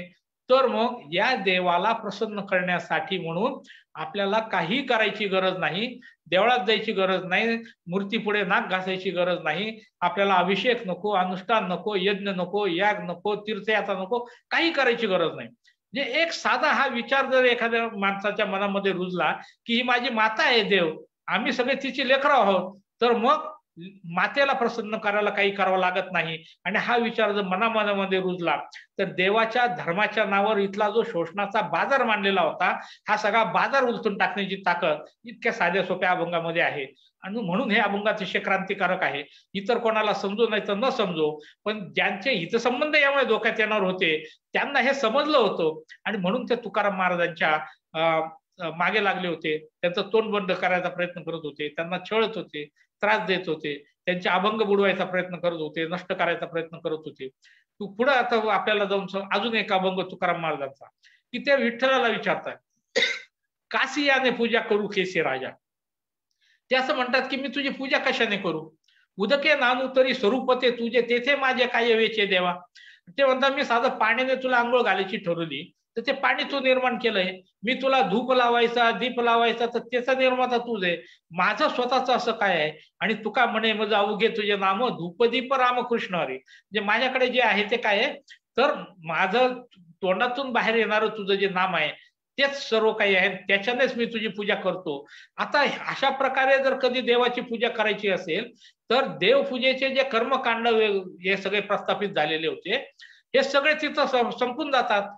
आणि तिथं जे लोक पोट भरतायत त्यांच्या पोटावर तिथं पाय येतोय. साधा अभंग, पण त्याच्यातून अतिशय क्रांतिकारी असा आशय आपल्याला याच्यातून व्यक्त होताना दिसतो. आता हे तुकाराम महाराजांनी स्पष्ट असं जरी मांडलेलं नाही, सुरुवातीच्या काळात कदाचितले अभंग असं आहे, पुढे पुढे जाऊन तुकाराम महाराज मात्र अतिशय स्पष्टपणे विचारतात. आपल्याला असं दिसतं की सर्व तीर्थक्षेत्र हे शोषणाचे केंद्र बनलेले आहेत. धर्माच्या नावावर व्रत वैकल्य निर्माण करण्यात आले. बऱ्याच आपले सगळे चळवळीतले लोक आहेत ज्यांना सगळ्यांना माहिती असेल की 12व्या शतकामध्ये रामदेवराव यादवाचा जो वजीर होता हेमाद्री पंत, या हेमाद्री पंताने चतुर्वर्ग चिंतामणी नावाचा हजारो व्रतवैकल्य आणि कर्मकांड असलेला ग्रंथ लिहून काढला होता. आणि तो पुराणिकांनी आणि गावगाव फिरणाऱ्या ब्राह्मणांनी घरोघर नेऊन पोचवला होता. महात्मा ज्योतिराव फुलेंनी सुद्धा त्यांच्या याच्यात लिहिलेलं आहे की वर्षाला किती व्रत वैकल्य आणि काय आहे की माणसं इतके गुंतवून ठेवायचे की विचार करायला वेळ मिळू नये, अशा प्रकारे ते केलेलं होतं. आणि त्यामुळे लोकांच्या मनामध्ये ज्या कल्पना होत्या पाप पुण्य या स्वर्ग नरक या सगळ्यावर तुकाराम महाराज घाव घालताना आपल्याला दिसतात. अतिशय चतुराईने ते त्याचा प्रचार करतात. त्यांनी असं एका ठिकाणी म्हटलंय, जाऊन या तीर्था काय तुवा केले चर्म प्राक्षाळीले वरी वरी अंतरीचे शुद्ध कासयाने झाले भूषणत्व केले आपण या. अरे तू तीर्थाला गेला सांगतोय, तू तिथं आंघोळ करून पापमुक्त झाला असं समजतोय, पण तू तर तुझं वरवरचं कातडं धुतलंय. तुझं अंतकरणातला मळ कसा काय नष्ट होईल त्याच्याने? तुझे अंतकरणातले विचार विकार जे काय असतील ते कसे नष्ट होतील? आणि ते जर नष्ट होत नसेल तर मग तू काय भूषण काय मानतोय स्वतःला की मी तीर्थाला जाऊन आलो म्हणून? आणि म्हणून त्यांनी सांगितलं तीर्थी धोंडा पाणी देव रोकडा सज्जनी. जे प्रत्येक गोष्टीला पर्याय देत देत संत आपल्याला पुढे गेलेले की तुम्ही नुसता देव नाकारून चालत नाही तर त्या देवाला पर्याय द्यावा लागतो. आणि तुकाराम महाराजांनी तो पर्याय अतिशय स्पष्ट शब्दात दिला. तो असा होता की तीर्थी धोंडा पाणी देव रोकडा सज्जनी. देव कुठं आहे तर सज्जन माणसामध्ये देव आहे. लोकांना देव जर पाहिजेच असेल तर त्यांनी अनेक उदाहरणातून दिले. माय बापे केवळ काशी तेने न वजावे तीर्थाशी. आईबाप हे सर्व तीर्थांचं तीर्थ आहे. ज्याला आईबाप आहे त्याने कुठल्या तीर्थाला जायची गरज नाही. आणि त्याला ते उदाहरण देतात. कुंडलिके काय केले परब्रह्म उभे केले तैसा होई सावधान हृदयी धरी नारायण. आणि तुका म्हणे माय बापे अवघी देवाची स्वरूपे. आईबाप हे सगळे देवाचे रूप आहेत. आणि ज्याला आईबाप आहे त्याने बाहेर कुठं बोंबलत देव शोधत फिरायची गरज नाही. कुठं जंगलात वनात जायची गरज नाही. तीर्थयात्रा करायची गरज नाही. आईबापाची सेवा करा, आईबापांना प्रसन्न करा, त्यांना आनंद वाटेल असं वागा, मग तुम्हाला देव प्रसन्न होतो. आणि ते उदाहरण देता पुंडलिकाचं की भक्त पुंडलिक जो होता तर तो आईबापाची सेवा करत होता आणि विठ्ठलाला त्याचा विरह वाटला. विठ्ठल त्याला भेटायला घरी आला आणि मग याने त्याच्याकडे वीट फेकली आणि तो त्याच्यावर उभा राहिला. ही कथा आपल्याला सगळ्यांना माहिती आहे. तर युगे 28 विटेवरी उभा हा पांडुरंग आपल्याला काय संदेश देतोय तर तो आपल्याला असं सांगतो आहे की आई बापाची सेवा करा. आई बाप हे देव आहेत. हे दगडांमध्ये देव, मूर्तीमध्ये देव नाहीत, देवळांमध्ये देव नाहीत, तर आई बाप हे आपले देव आहेत. त्याच्या पुढे जाऊन त्यांनी आपल्याला असं सांगितलंय, जे का रंजले गांजले त्यासी म्हणे जो आपुले तोची साधू ओळखावा देव तेथेशी जाणवा. म्हणजे रंजल्या गांजलेल्यांची सेवा करणारा जो आहे तर तो खरा देव आहे. त्याच्यामध्ये तुम्ही देव पाहिला पाहिजे. आजही आपण समाजामध्ये मी जेव्हा विचार करतो की आजही आपल्याला असं दिसतंय की रंजल्या गांजलेल्यांची संख्या तर वाढतच चाललेली आहे. समाजामध्ये कष्टकरी वर्गाचं शोषण अजूनही चालू आहे आणि पुढच्या काळात ते अधिकच वाढणार आहे. अशा वेळी या कष्ट करणाऱ्यांना त्याच्या घामाचा दाब मिळवून देण्यासाठी जर कोणी संघटित करत असेल आणि त्याला त्याचा घामाचा दाब मिळवून देत असेल तर तो देव आहे असं आपल्याला म्हणायला पाहिजे. शेतकरी इथं लाखोच्या संख्येने आत्महत्या करत असताना या शेतकऱ्यांना त्यांच्या शेतीमालाला भाव मिळवून देण्यासाठी जर कोणी लढत असेल तर तो देव आहे असं म्हटलं पाहिजे. जो गोरगरिबांची जे असहाय्य आहेत अशांच्यासाठी सेवा करत असेल तो देव आहे असा म्हटला पाहिजे. देवळातले देव नाकारून तुका म्हणे मूढ जना देही देह का पाहना. माणसातला देव पाहायला तुकाराम महाराजांनी आपल्याला सांगितलं, वारंवार लोकांनी सांगितलं. हे उपदेश ऐकायला फार चांगले वाटतात, सोपे वाटतात, पण या जर कधी लोकांनी आईबाप देव मानले, संत सज्जन जे असतील, समाजासाठी काहीतरी झटणारे लोक असतील, यांच्यामध्ये जर देव पाहायला सुरुवात केलं तर हा देवा धर्माच्या नावावर हे सगळे जे तीर्थक्षेत्र जे आहेत हा सगळा बाजार सगळा नष्ट करण्याची ताकद या विचारामध्ये आहे. आणि म्हणून तुकाराम महाराज जेव्हा हे मांडत होते तेव्हा त्यांना त्याचा विरोध होत होता. हे लोक छळत होते, त्यांना त्रास देत होते, त्यांचा तोंड बंद करायचा प्रयत्न करत होते. आणि तुकाराम महाराज मात्र ठामपणे आपल्या भूमिकेवर आहेत. ते ज्यावेळेस त्यांना असं सांगण्यात आलं, म्हणजे ज्या अर्थी ते असं म्हणताय, एखादा माणूस जेव्हा म्हणतो की मी काय मारायला भेट नाही, काय व्हायचं ते होईल, मी काय घाबरत नाही, तेव्हा त्याचा अर्थ असा असतो की त्या माणसाला धमकी देण्यात आलेली आहे की तू जर हे थांबवलं नाही तर तुला आम्ही काही जिवंत ठेवणार नाही, अशा प्रकारची धमकी त्याला देण्यात आली असेल तेव्हाच आपण म्हणू की जाय मी मारायला भेट नाही, काय व्हायचं ते होईल, पण मी काही हे काम सोडणार नाही. तुकाराम महाराजांनी सांगितलंय, भीत नाही आता आपुल्या मी मरणा, दुःखी होता जनानं देखवे. मला लोकांचं दुःख पाहत नाही आणि म्हणून ते दुःख हरण करण्याचा मी प्रयत्न करतो आहे आणि त्यासाठी मी मरायला सुद्धा भीत नाही, मी मरायला तयार आहे, प्राण द्यायला तयार आहे. अशा प्रकारची भाषा तुकाराम महाराज करतायत. झालो जीवाशी उदार तेथे काय भीड वार, तुकाराम महाराजांनी सांगितले, मी जीवावर उदार झालोय, आता मी कोणाची भीडभाड ठेवत नाही. अशा प्रकारची भाषा तुकाराम महाराज करतात. तेव्हा आपल्याला हे लक्ष समजून घेतलं पाहिजे की तुकाराम महाराज एका जुन्या प्रस्थापित शोषण व्यवस्थेच्या विरोधामध्ये शड्डू ठोकून उभे राहिलेले होते आणि तिच्याशी लढत होते. आणि हे लढताना त्यांच्या मागे राजसत्ता नव्हती, त्यांच्या मागे धर्मसत्ता नव्हती, त्यांच्याजवळ होतं फक्त शब्दाचं सामर्थ्य आणि एक फक्त शब्दाच्या बळावर त्यांनी हा एवढा मोठा संघर्ष उभा केला होता. डॉक्टर बाबासाहेब आंबेडकरांनी जसं सांगितलं की गुलामाला गुलामीची जाणीव करून द्या, तो आपाप तिच्या विरोधात लढायला उभा करेल. आणि आपले संत नेमकं तेच काम करत होते. हे जे गुलाम होते, धार्मिक गुलाम होते, सांस्कृतिक गुलाम होते, यांना त्यांच्या गुलामीची जाणीव करून देण्याचं काम आपले संत करत होते. आणि अशा प्रकारे जो कोणी गुलामीची जाणीव करून देतो, तर ज्यांनी त्यांना गुलाम केलेलं असतं त्यांना ही माणसं आपल्या पंजातून शिकंजातून सुटलेले नको असतात आणि त्यामुळे अशा माणसावर ते हल्ले करत असतात. तुकाराम महाराजांच्या आयुष्यामध्ये सुद्धा अशा प्रकारे वारंवार हल्ले झालेले. आपल्याला असं दिसतं की तुकाराम महाराजांवर धर्मपीठापुढे खटला भरण्यात आला होता आणि हा खटला भरताना त्यांच्यावर जे 3 आरोप ठेवण्यात आले होते ते अतिशय महत्वाचे आरोप आहे. पहिला आरोप होता की तुकाराम शूद्र आहे आणि शूद्राला वेदावर भाष्य करण्याचा अधिकार नाही. तुकाराम महाराजांच्या अभंगातून वेदावरचं भाष्य व्यक्त होत आहे. दुसरा आरोप त्यांच्यावर असा होता की तुकाराम महाराज शूद्र आहे आणि हे ब्राह्मणांकडून पाया पडून घेतात आणि ब्राह्मण आणि मनुस्मृतीचा नियम असा सांगतो की 70 वर्षाचा वयोवृद्ध ज्ञानी तपस्वी शूद्र असेल आणि 10 वर्षाचा ब्राह्मणाचा अज्ञानी मुलगा असेल तर त्या शूद्राने ब्राह्मणाच्या मुलाचे पाय पडले पाहिजेत. ही मनुस्मृतीची आज्ञा आहे. आणि इथं तर तुकाराम शूद्र होते आणि तुकाराम महाराजांच्या पाया काही ब्राह्मण जे त्यांच्या सज्जन ब्राह्मणच्या काळामध्ये होते, जे तुकाराम महाराजांच्या कीर्तनाला नेहमीच असायचे, ते पडत होते. आता हे पाया पडणं म्हणजे काही तुकाराम महाराज आणि तुकाराम महाराज स्वतःला गुरु म्हणवतात, असा एक तिसरा आरोप होता की ह्या शूद्राला गुरु होण्याचा अधिकार नाही आणि हे शिष्य करतायत. आता हेच खरं म्हणजे 3 आरोप धादांत खोटे होते.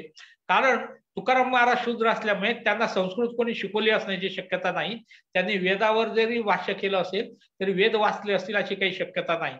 पण वेदावर तू भाष्य करतो तर हे मला समजेल कसं, मी जर वेद वाचलं नाही तर मी जे बोलतोय ते वेदाशी संबंधित आहे का नाही. म्हणजे तो पहिला आरोप सुद्धा खोटा होता. दुसरा आरोप ब्राह्मण पाया पडतात, तर हा सुद्धा चुकीचा आरोप होता.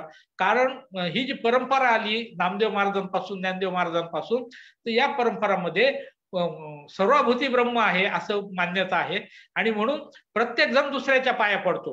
तो त्याची जात पाहत नाही, त्याचा वर्ण पाहत नाही, त्याचं लिंग पाहत नाही, पण ही माऊली आणि माऊली म्हणून प्रत्येक जण एकमेकांच्या पाया पडत असतो.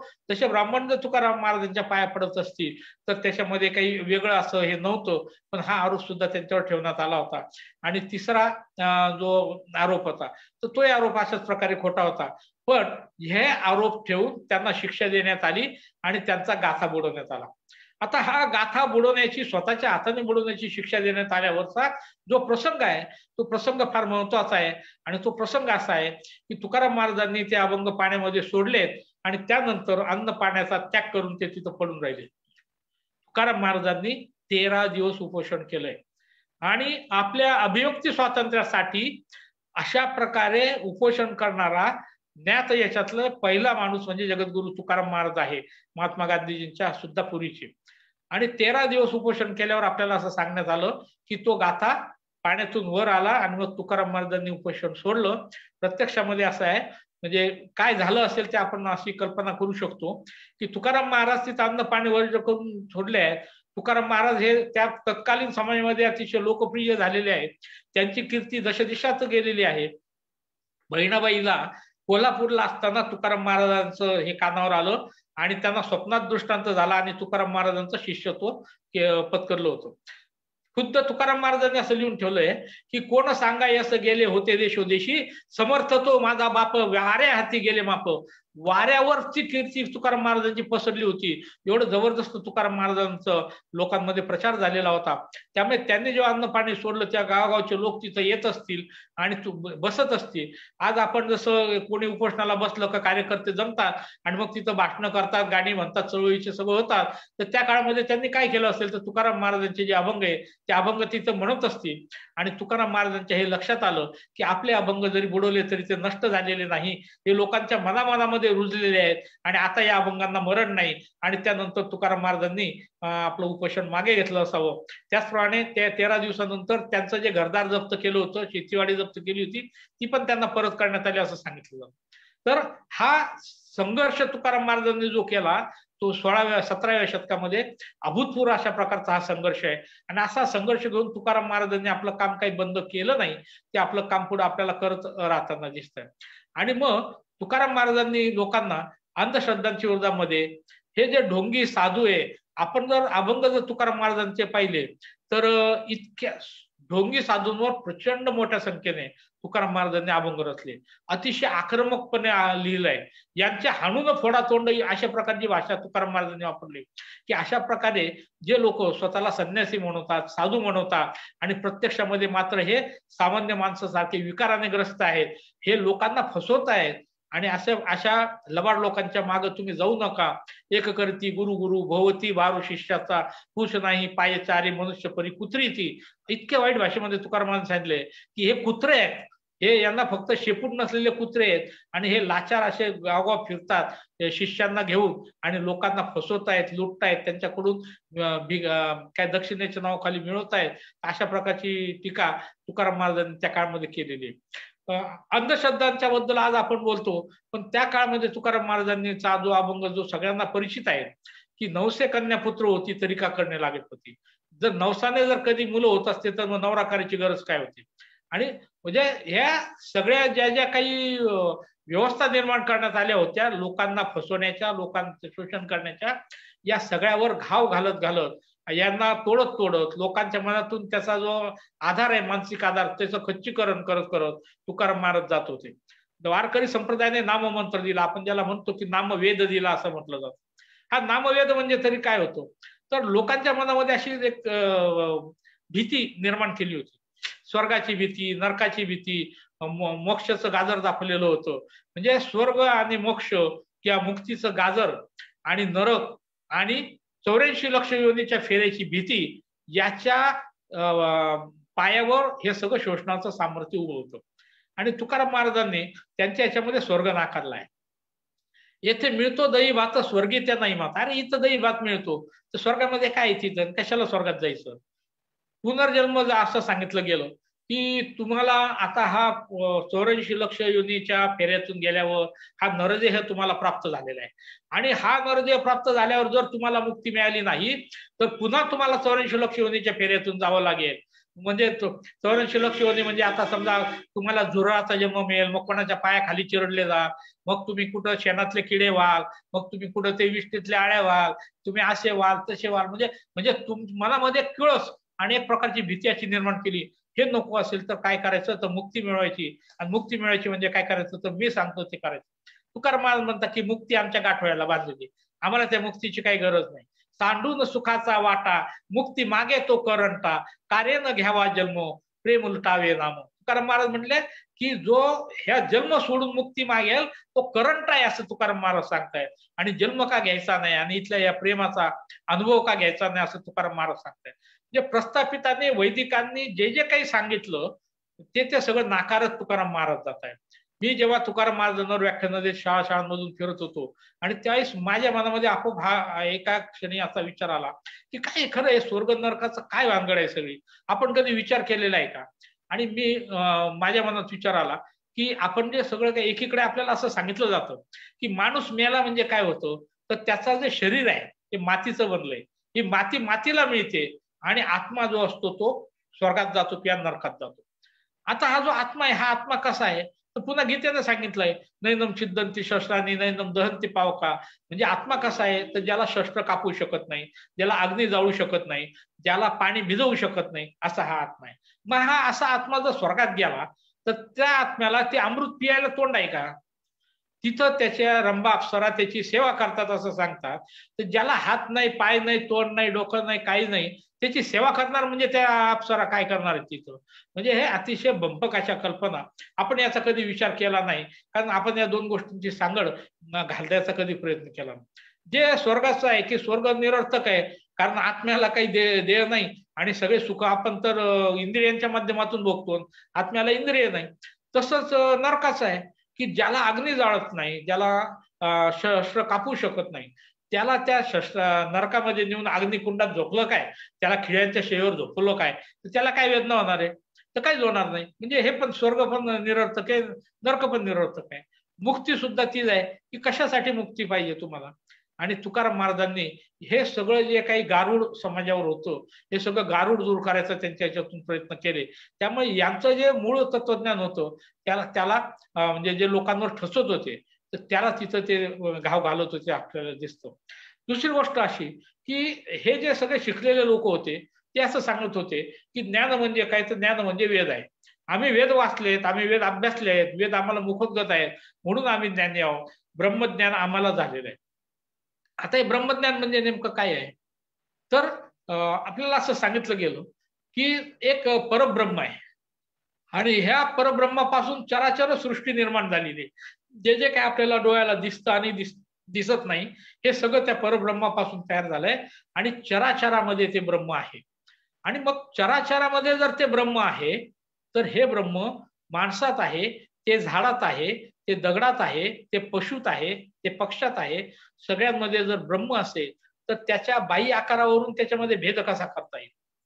आणि समाजामध्ये हे ब्रह्मज्ञान सांगणारे जे लोक होते, हे एकीकडे ब्रह्मज्ञान पण सांगतात आणि दुसरीकडे आम्ही विशिष्ट वर्णामध्ये जन्म घेतला म्हणून आम्ही उच्च आहोत आणि बाकीचे तुच्छ आहोत असं पण मानतात. तर तुकाराम महाराज म्हणतात की हे मुळामध्ये चुकीचं आहे की तुम्ही जर ब्रह्मज्ञानी असाल, चराचरामध्ये ब्रह्म हे तुम्हाला जर कळालं असेल, तर तुम्ही स्वतःला श्रेष्ठ आणि इतरांना तुच्छ कसे काय लेखू शकता? आणि हे जर तुम्ही करत असाल तर तुम्ही ब्रह्मज्ञानी नाही, तुम्ही शब्दज्ञानी आहात. तुम्हाला ते ब्रह्मज्ञान काय ते तुम्हाला कळालंच नाही. आणि तुकाराम महाराजांनी त्यांच्या एका अभंगातून सांगितलंय, शुद्ध ऐसे ब्रह्मज्ञान करा मन सादर, रवी रसा सकळा शोषी गुण दोषी न लिंपे, कोणा सवे नाही चोरी सकलावरी समतो, सत्य तरी ऐसे हे तुका पाहे उपदेशी. तुकाराम महाराज असं सांगतात की सूर्य जसा सगळ्यातला रस शोषून घेतो, हा सुगंधी गुलाब आहे की ही गटारातली दुर्गंधी आहे याचा विचार करत नाही, तर सर्वांभूती समत्वाने तो वागतो. दुसऱ्या एका उदाहरणात ते सांगतात, मेघवृष्टीने करावा उपदेश. जे पाऊस जसा पडतो तो सगळीकडे सारखा पडतो. ही हागंदारी एक हे शेत आहे, मग मी हागंदारीत पडणार नाही, मी शेतातच पडेल असा विचार तो करत नाही. तर अशा प्रकारचं जे समत्व आहे, सर्वाभूती जे समत्व आहे, हेच खरं ब्रह्मज्ञान आहे. आणि तुकाराम महाराजांनी याचाच आग्रह त्यांच्या आयुष्यामध्ये सातत्याने घेतलेला दिसतो आणि याच्याच आधारे त्यांनी ब्राह्मणांना निरुत्तर केलेलं आपल्याला दिसतं. उपनिषदामध्ये जे सांगितलंय, अहम ब्रह्मास्मी, त्वम ब्रह्मास्मी, मी ब्रह्म आहे, तू ब्रह्म आहे, तो ब्रह्म आहे, आपण सगळेच ब्रह्म आहोत. मग कोणी अस्पृश्य आणि कोणी स्पृश्य कसे, कोणी सवर्ण आणि कोणी अवर्ण कसे, कोणी श्रेष्ठ आणि कोणी कनिष्ठ कसे, अशा प्रकारचे प्रश्न तुकाराम महाराज उभे करतात आणि ते असं सांगतात, अवघी एकाचीच वीण ते कैचे भिन्ना भिन्न. अरे ही एकाचीच वीण आहे, तर त्याच्यामध्ये भेदाभेद कसा काय असेल? विष्णुमय जग वैष्णवाचा धर्म, भेदाभेद ब्रह्मा मंगळ. विष्णुमय जग आहे तर मग भेदाभेदा मंगळ आहे. आज इतर अभंगातून सुद्धा आपल्याला दिसतात की तुकाराम महाराजांचा एक फार सुंदर अभंग आहे, वर्ण अभिमाने कोण झाले पावन, ऐसे द्या सांगून मजपाशी. अंत्यजाती योनी तरल्या हरिभजने, तयांची पुराणे भात झाली. वैश्य तुळाधार, गोरा तो कुंभार, धागा तो चांभार, रोहिदास. कबीर लतीफ मोमीन मुसलमान, सेना न्हावी जाणं विष्णुदास. कानोपात्रा खोदू पिंजारी तो दादू, भजनी अभेदू हरीच्या पायी. चोखा मेळा बंका जातीचे महार, त्यासी सर्वेश्वर ऐक्य करी. नाम याची जनी कोण तिचा भाव, जेवी पंढरी रावती ये सव. मैराळ जनको कोण कुळ त्याचे, महिमा त्याचा काय सांगू. आणि शेवटी तुकाराम महाराज सांगता, याता याती धर्म नाही विष्णुदासा. आमच्यामध्ये जातीभेद नाहीत, आमच्यामध्ये धर्मभेद नाहीत, आमच्यामध्ये स्त्री पुरुष भेद नाहीत, आमच्याकडे गरीब श्रीमंत भेद नाहीत, आमच्यामध्ये कुठलेच भेद नाही. भारतीय राज्यघटनेमध्ये जे समतेचं तत्व आहे की सर्व समान आहेत, ते गरीब असो नाही तर श्रीमंत असो, कुठल्याही जातीचे असो, कुठल्याही धर्माचे असो, कुठल्याही लिंगाचे असो, सर्वांना समान अधिकार आहे हे तत्व तुकाराम महाराज सांगतात की याता याती धर्म नाही विष्णू दासा. दुसऱ्या एका अभंगातून तर त्यांनी अधिक स्पष्टपणे ही भूमिका मांडली आहे. सकलांना येथे आहे अधिकार, ब्राह्मण क्षत्रिय वैश्य शूद्र बाळे नारी नर आदी करून वेश्याही सगळ्यांना अधिकार आहे, सगळ्यांना समान अधिकार आहे. आपण तर बाल अधिकाराची गोष्टी आता करायला लागलो, पण 400 वर्षापूर्वी बाळांना सुद्धा अधिकार आहेत, लहान मुलांना अधिकार आहेत असं तुकाराम महाराजांनी सांगितलंय. असं अतिशय क्रांतिकारी असं तुकाराम महाराजांचं हे सगळं विचारधन आपल्याला दिसून येतं. तुकाराम महाराजांच्या याच्यामध्ये पुन्हा त्यांनी केलंय की एकीकडं आपल्याकडे म्हणजे मला तुकाराम महाराजांकडे वळण्याच्या मागचं जे महत्वाचं कारण आहे, तर आजच्या ज्या समस्या आहेत या समस्यांना काय उत्तर तुकाराम महाराजांच्या याच्यात सापडतं का याचा विचार केला आणि मग आपल्याला असं लक्षात येतं की आमच्याकडे ज्या जातीच्या समस्या आहेत, तुकाराम महाराजांनी स्पष्टपणे सांगितलं अवघी एकाचीच वीण ते कैचे बी नाही. म्हणजे जातपात धर्मभेद स्त्री पुरुष भेद सुद्धा तुकाराम महाराज मानत नाही. आपण स्त्री पुरुष समतेचा पुरस्कार करतो, आपण मानवी ऐक्याचा पुरस्कार करतो. हाच पुरस्कार जगद्गुरु तुकाराम महाराजांच्या अभंगातून आपल्याला ठाई ठाई दिसतो. आणि म्हणून हे तुकाराम महाराज आजही जगाच्या पाठीवर कुठेही आपल्याला लागू पडताना दिसतात. त्यांनी जो विचार मांडलेला आहे तो आपल्याकडं स्त्रियांवरच्या अत्याचाराची संख्या जी वाढत चालली आहे आणि बऱ्याचदा आपल्याला असं दिसतं की स्त्रियांवरच्या अत्याचाराला काय नेमका उपाय योजावा आणि सगळेजण हीच मागणी करतात की कडक शिक्षा करा. फार अतिरेकी असतील ते म्हणतात फाशी द्या, बलात्काराला फाशी द्या, याला फाशी द्या. पण फाशी देऊन हा प्रश्न सुटत नाही. तर स्त्रीकडे बघण्याचा दृष्टिकोन जोपर्यंत आपला सुधरत नाही, बदलत नाही, तोपर्यंत स्त्रियांवरची अत्याचार थांबत नाही. स्त्री ही भोगवस्तू आहे असं जर आपण मुलांच्या मनात ठसवत गेलो, आज आपल्या सगळ्या टीव्हीचे चॅनल मालिका सिनेमे याच्यातून हे सगळं ठसवलं जात आहे की स्त्री पुरुषासाठी उपभोग्य आहे आणि आता तर पुरुष सुद्धा स्त्रीसाठी भोग्य आहे. अशा प्रकारचं एक मानसिकता या सगळ्या माध्यमातून इथं तयार केली जाते. आणि अशा प्रकारची मानसिकता असेल तर त्याच दृष्टीने पाहिलं जाईल आणि तशाच प्रकारचे कृत्य स्त्रियांच्या पण हातून घडतील, पुरुषांच्या हातून घडतील. याला उपाय काय आहे तर स्त्रीकडे बघण्याचा दृष्टिकोन बदलणं हा एक उपाय आहे. आणि तुकाराम महाराजांनी वारंवार सांगितलंय परस्त्री आम्हा माते समान, परस्त्री आम्हा रकुमाई समान, विटाळ तो परद्रव्य परनारी त्यापासून दुरी तो सोहळा. तर अशा प्रकारची भूमिका तुकाराम महाराज घेतात. आणि लहानपणापासून जर कधी स्त्रीकडे अशा प्रकारे पाहण्याचा दृष्टिकोन मिळाला तर स्त्रियांवरचे अत्याचार कमी होण्याची शक्यता आहे, एरवी होणार नाही. अवघी एकाचीच वीण हा संस्कार जर लहानपणापासून आपल्या मनावर झाला तर आपल्या मनामध्ये जातीचे धर्माचे जे गंड आहेत ते तयार होणार नाही. आणि म्हणून हे जे तुकाराम महाराज आहेत ते आजच्या काळाला सुद्धा आपल्याला तितकेच लागू पडतात असं वाटतं. आणि हे जेव्हा मी समजून घ्यायला लागलो तसं तुकाराम महाराज जे जसं विका राजवाडेंनी असं सांगितलंय की त्यांनी सांगितलं की राष्ट्रसंत कोण आहे, एक तर तेवढा रामदास आहे आणि बाकीचे हे सगळे टाळकुटे संत आहेत.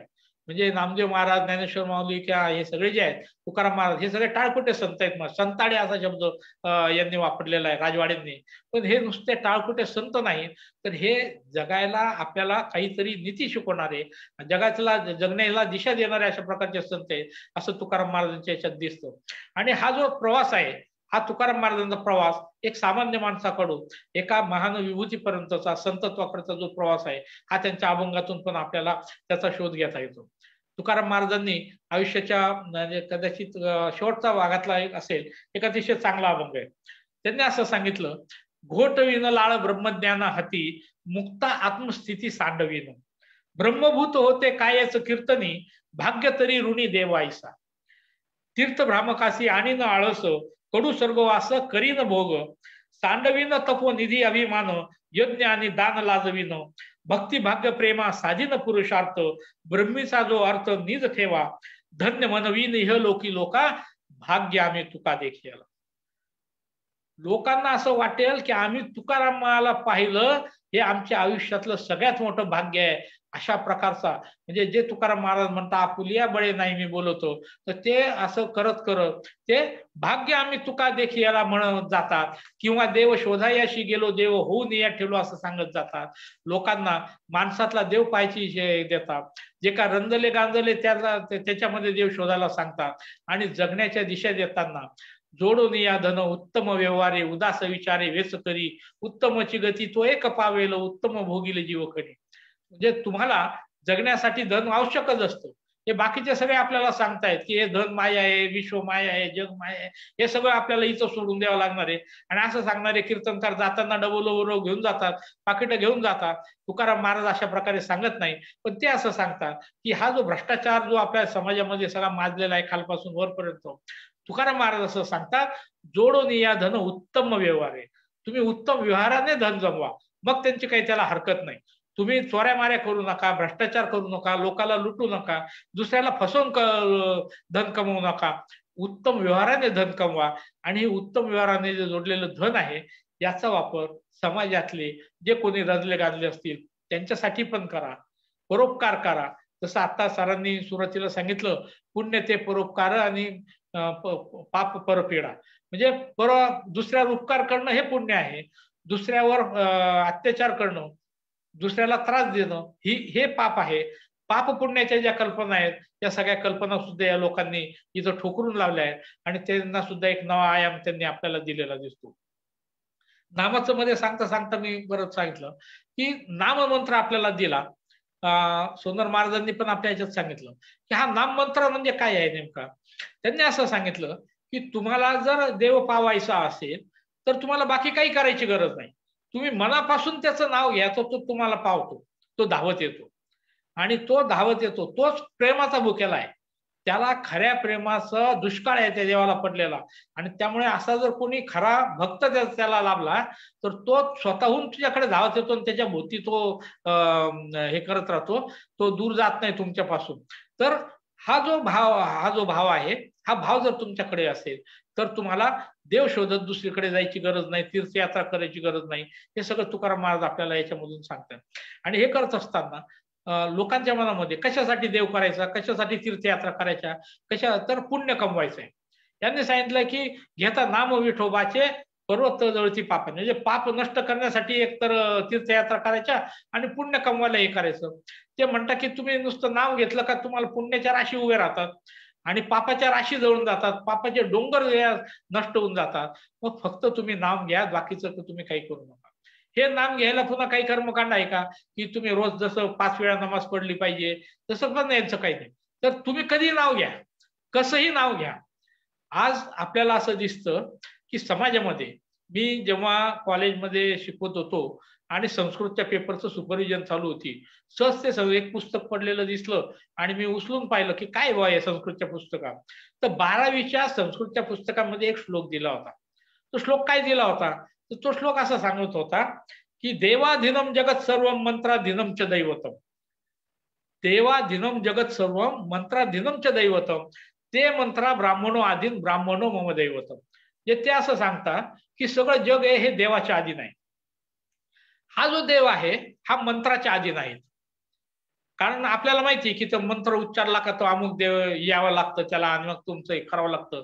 जसं कुंतीला त्याने मंत्र दिला, तिने मंत्र दिला का मग कधी सूर्य आला, कधी हे आला, कधी तो आला. म्हणजे देव मंत्राच्या अधीन आहेत असं आपल्याला सांगितलं. आणि हे मंत्र कोणाकडे, ते मंत्र संस्कृतमध्ये होते, त्यामुळे ते काही कोणा शूद्रांना येतच नव्हते, ते ब्राह्मणांच्या ताब्यात होते. तर ते मंत्र ब्राह्मण अधीन आणि ब्राह्मण मम दैवत, म्हणून ब्राह्मण माझे देव आहेत, अशा प्रकारची भूमिका इथं लोकांच्या मनामध्ये रुजवली होती. तुकाराम महाराज त्यांना प्रश्न असा विचारतात, तयांचे स्वाधीन दैवत असती तरी का मरती त्यांची पोरे. माणसाला सर्वात प्रिय आपलं अपत्य असतं. माणसाला असं वाटतं की माझा जीव गेला तर चालेल, माझं आयुष्य माझ्या मुलाला मिळावं, माझा पोरगा दीर्घायुषी व्हावा. आपल्याला बाबराच्या जीवनातली घटना माहिती आहे. पहिला मोगल सम्राट बाबर, हुमायून त्याचा मुलगा, हुमायून जो आजारी पडला तर असं सांगितलं जातं की बाबराने अशी प्रार्थना केली की माझं आयुष्य माझ्या मुलाला दे. त्यानंतर हुमायून बरा झाला आणि नंतर बाबराचा मृत्यू झाला, अशी एक कथा सांगितली जाते.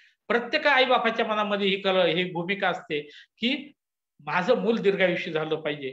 आता तुमच्या जर ताब्यात देव आहे तर मग तुमचे मुलं मरतात कसे, हा प्रश्न अतिशय रोखठोक आणि मर्मावर आघात करणारा प्रश्न होता. आणि तुकाराम महाराज असे सातत्याने करत होते. एकीकडे लोकांना समजून सांगत होते, दुसरीकडे जे कोणी अशा प्रकारचे अहंकारी होते, आपल्याला स्वतःला श्रेष्ठ समजणारे होते, तर त्यांच्या अहंकारावर सुद्धा तुकाराम महाराज घाव घालत होते. आणि असं करता करता तुकाराम महाराजांना हळूहळू आपलं पण एक हे दिसतं की मी काही सामान्य माणूस नाही, मी शूद्र नाही, मी ते ब्रह्म आहे अहम ब्रह्मास्मीची जी जाणीव जी आहे की मी सुद्धा ते ब्रह्माचा भाग आहे, मी ब्रह्म आहे, मीच देव आहे, अशा प्रकारची भूमी आपल्याला तिथं दिसते. आणि तुका आकाश आहे एवढा. आता ब्रह्म कसं आहे तर त्यांनी सांगितलं की ब्रह्म सगळं चराचरामध्ये भरलेलं आहे. आज आपल्याला जे ग्रह तारे सगळे आकाश गंगा आणि हे सगळं काही आहे, पोकळी आहे, हे सगळ्यामध्ये ब्रह्म आहे. तर तुका आकाश एवढा म्हणताना तुकाराम महाराज अशा पद्धतीने त्यांची एक व्यापक विशाल होत जातात. त्यांची एक विशाल व्यापक प्रतिमा तयार होते. एक सामान्य शेतकरी, कुणबी, सावकार आणि तो आपलं व्यक्तिगत जे सगळं संसार वगैरे आहे ह्या सगळ्याकडे पाठ फिरवून समाजाचा संसार करायला लागतो आणि सगळ्या समाजाला एक नवी दिशा देतो. तर अशा प्रकारचा तुका आकाश एवढा होत जातो. आपण जर तुकाराम महाराजांचे अनेक श्लोक पाहिले, तुकाराम महाराजांनी आपल्याला प्रयत्नवाद शिकवला. हा प्रयत्नवाद कशातून आपल्याला दिसून येतो? आजपर्यंत आपल्याला असं सांगण्यात आलं होतं की तुझ्या नशिबात जे असेल ते मिळेल. म्हणजे तुझा जन्म झाल्यावर 5व्या दिवशी सटवाईने जे तुझ्या कपाळी लिहिलं असेल त्याच्यामध्ये काळी मात्र बदल होणार नाही. भाग्य से अधिक, समय से पहिले भाग्य से अधिक आपल्याला काही मिळत नाही असं आपली परंपरा सांगत होती. आणि तुकाराम महाराजांनी असं सांगितलं की ओले मुळ भेदी खडकाची अंग, अभ्यासाची सांग कार्यसिद्धी, नाही ऐसे काही नाही अवघड. मी या अभंगाचा जेव्हा हे करायला लागलो त्यावेळेस मला असं लक्षात आलं की या अभंगामध्ये प्रचंड मोठी ताकद आहे. ही किती ताकद आहे की ते असं सांगतात की ओलं मूळ अतिशय नाजूक असतं. हे नाजूक मूळ प्रयत्नाने, अभ्यासाने खडक फोडतो. मग तू तर चांगला जिता जागता माणूस आहे, तुला आत्महत्या करायची गरज काय? तू प्रयत्नाने ही परिस्थिती बदलू शकतो. अशा प्रकारचा विचार तुकाराम महाराज देतात. आणि एक शेवटचा अभंग सांगतो आणि संपवतो. तुकाराम महाराजांचा एक अतिशय छान अभंग आहे जो आजच्या परिस्थितीमध्ये आपल्याला लागू पडतो. की आपल्याकडे ज्या कल्पना आहेत उच्च निश्चितेच्या, श्रेष्ठ कनिष्ठतेच्या, पावित्र अपवित्रेच्या, तर याच्यावर फार चांगलं उत्तम भाष्य करणारा अभंग आहे. आपणा लागी काम वाण्या घरी गुळ, त्याचे जाती कुळ काय केले. आपल्याला काय पाहिजे? गुळ पाहिजे. गुळ कोणाकडे? वाण्याकडे. त्याच्या जातीशी आपल्याला काय घेणं आहे? उकिरड्यावरी वाढली तुळस, टाकावी ती काय ठाया गुणे. तुळस ही पवित्र समजली जाते. तुळस ही औषधी वनस्पती आहे. ही तुळस जर उकिरड्यावर वाढली म्हणून काय तिला आपण काय अपवित्र मानतो काय? किंवा तिचा जो औषधी गुणधर्म आहे तो काय कमी होतो का? गायीचा जो म्हणजे तुम्ही कुठं जन्माला आला त्याच्यावरून तुमचं श्रेष्ठत्व काय कनिष्ठत्व ठरत नाही, तर तुमच्या अंगाच्या गुणाने तुम्ही श्रेष्ठ का कनिष्ठ ठरता. पुढे तुकाराम महाराज सांगतात की गायीचा जो भक्ष्य अमंगळ खाये, काय तिचे दूध सेवू नये. म्हणजे गाय विष्ठा खाते म्हणून काय तिचं दूध आपण पित नाही काय? तिचं दूध काय आपण टाकून देतो का? म्हणजे तुम्ही काय खातात, तुम्ही शाकाहारी आहे का मांसाहारी आहे, तुम्ही काय खातायत याच्यावरून तुमचं पावित्र्य किंवा अपवित्र तुम्ही ठरत नाहीत, तर तुमच्या गुणावरून, तुमच्या वागणुकीवरून तुम्ही ठरतात. आणि तुका म्हणे काय फुलपटाची कामं, फणसातील बीज काढून घ्यावे. आपलं हे सगळं बाह्य आहे. सगळं तुमचा आहार विहार सगळं हे बाह्य गोष्टी आहेत. तुमचं अंतःकरण कसं आहे ते महत्वाचं आहे. हे अंतःकरण शुद्ध असलं पाहिजे, हे अंतःकरण पवित्र असलं पाहिजे. अशा प्रकारची भूमिका तुकाराम महाराजांनी घेतली. आपल्याकडे आपल्या देशात आज जेव्हा अखलाक सारख्या घटना घडतायत की घरामध्ये गोमांस असल्याच्या संशयावरून एखाद्याची हत्या होते, त्यावेळेस तुकाराम महाराजांचा हा अभंग आपल्याला मार्गदर्शन करत असतो, दिशादर्शन करत असतो. आणि म्हणून तुकोबा हे सर्वकालिक सगळीकडे आपल्या कुठल्याही स्थळी आणि काली आपल्याला मार्गदर्शक ठरतात, आपल्याला योग्य दिशा दाखवतात. एक दीपस्तंभ म्हणून तुकाराम महाराज उभे राहतात. आणि ही ताकद तुकाराम महाराजांच्या अभंगामध्ये आहे. आज तुकाराम महाराज आपल्यामध्ये नसले तरी त्यांच्या गाथेच्या पानापानातून, शब्दातून तुकाराम महाराज आपल्याशी बोलतायत, संवाद करतायत. तुका आकाश एवढा याचं प्रचिती आपल्याला देत आहेत. एवढंच फक्त आपल्या सांगतो. आज आपण मला बोलायची संधी दिली, पुन्हा एकदा आभार मानतो आणि आपली रजा घेतो. जय जगद्गुरु. आमचं भाग्य की यावं भाग्य आम्ही तुम्हाला ऐकलं सर. खर तर प्रत्येक व्यक्ती किंवा हा समाज भानावर येण्यासाठी तुकोबा नावाची एक अशी प्रभावी लस तुम्ही आज टोचलेली आहे. मी आमचे मित्र माणुसकीचे शिलेदार प्रशांत सरोडकर सर यांना विनंती करतो की त्यांनी सरांच्या आजच्या या कार्यक्रमाचे आभार मानतो. मिशन माणुसकी आयोजित माणुसकीची शाळा कार्यकर्ता अभ्यास वर्ग 27वा संतांची प्रबोधन विषयावर का आकाशा एवढा अतिशय सुंदर सन्मान संस्थापक अध्यक्ष असतात उल्हास पाटील सर संत तुकाराम महाराजांच्या साहित्याचे मोठे अभ्यासक आहेत. संत तुकाराम महाराजांनी जीवनाशी निगडीत असणाऱ्या शेकडो विषयावर लिहिले. भक्ती बरोबर अन्याय अत्याचाराच्या बेड्यातून समाजाची मुक्ती करणारा संत म्हणून इतिहासात संत तुकाराम महाराजांची ओळख आहे. प्रत्येक व्यवस्थेत कर्मठांची उपस्थिती असते. या कर्मठांच्या विरोधात संतांनी बंड, संत नामदेव, संत तुकामेळा, संत कर्ममेळा, संत ज्ञानदेव, संत तुकाराम, संत गाडगेबाबा ही बांधील परिवर्तनवादी विचाराचीच आहे. संत तुकाराम महाराज अभंग लोकांनी सारले. अमागरी धन शब्दांचीच रत्ने असे म्हणत मराठी भाषा संपन्न केली तुकाराम महाराजांनी. मराठीची अवीट कोडी वाढवणारा साहित्यिक, क्रांतिकारी आणि बंडखोर साहित्याचे निर्माते, कर्मठ व्यवस्थेला लाथ मारणारा विद्रोही, समाजाला कर्जमुक्त करणारे जगद्गुरु, बहुजनांचे संघटन करणारे वैचारिक नेतृत्व आणि शिवराज्याला समानतेचा विस्तृत पाया घालून देणारे युगकर्ते, पंढरपूरच्या पांडुरंगाचे समतावादी तत्वज्ञान, जनमानसात रुजवणारे विचारवंत म्हणून संत तुकाराम महाराजांची ओळख आहे. आणि सरांनी अतिशय सुंदरपणे हा विषय आपल्या सगळ्यांच्या समोर मांडलेला आहे. एक तत्वज्ञ, लोकांचे हित साधना, एक चिंतक, स्वातंत्र्य, समता, बंधुतेचे पाईक असणारे, समाजातील सर्व घटकातील बहुजनांना एकत्र करून समाज मंदिराची स्थापना करणारे समाज अभियंता संत तुकाराम महाराजांच्या जीवनाचे विविध पैलू सन्माननीय उल्हास पाटील सरांनी आपल्या सर्व समोर आणले. अतिशय सुंदर असं व्याख्यान ऐकण्याची संधी त्यांनी आम्हाला निर्माण करून दिली. सन्माननीय पाटील सरांचे मिशन माणुसकीच्या वतीनं हार्दिक आभार, आमच्या सर्व सवंगड्यांचे हार्दिक आभार मानून हा कार्यक्रम या ठिकाणी संपतोय. धन्यवाद. जय जगद्गुरु, जय संत तुकाराम. धन्यवाद सर. धन्यवाद. धन्यवाद. उद्या रविवार संध्याकाळी ठीक 5 वाजता आपल्या शाळेत आपण भेटूया. धन्यवाद. जय भारत. जय भारत. जय भारत.